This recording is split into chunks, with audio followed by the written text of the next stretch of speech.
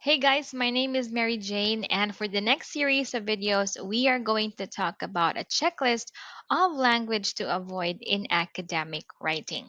This is not only for the IELTS writing task, but you can also do this if you're going to write an essay or your thesis in your school. So let's start with the very first tip. This is very easy to remember. Do not use contractions.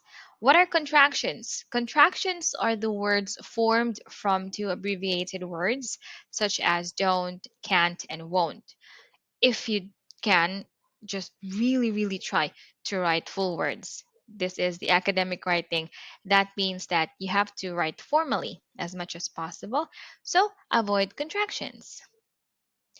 Moving on to number two, do not use colloquial vocabulary.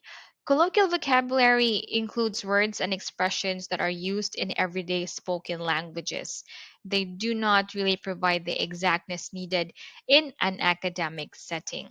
So, here are some example sentences and how we can change them into a more formal, let's say formal alternative. Example: a retirement is something most of us must face sooner or later. This could be replaced by some formally worded sentences or sentence. Example: retirement is inevitable. So that just means that it is something that we cannot avoid. Also, avoid other types of conversational language, such as figures of speech, cliches, and idioms. Just an example. All right, now we have here, okay, in the box, let me move my face first so you will be able to see some of the examples. All right, so we have here colloquial expressions and how we can change them into a more formal alternative. So, for example, above board, you can just really write legitimate for that. Reached a happy medium. Reached an acceptable compromise. Sounds more formal. Get through it.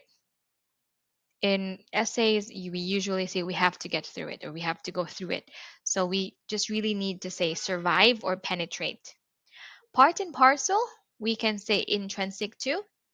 Easier said than done, should be more difficult in practice. Beyond the shadow of doubt, just a very simple word, definitely. In recent years, should just really be recently. Pay lip service to, support through words but not through actions. So you're just really going to elaborate it more a bit. Got out of hand, was no longer under control. A stumbling block, point of contention. Explored every avenue, investigated alternatives. So it's better if we're able to use some formal alternatives.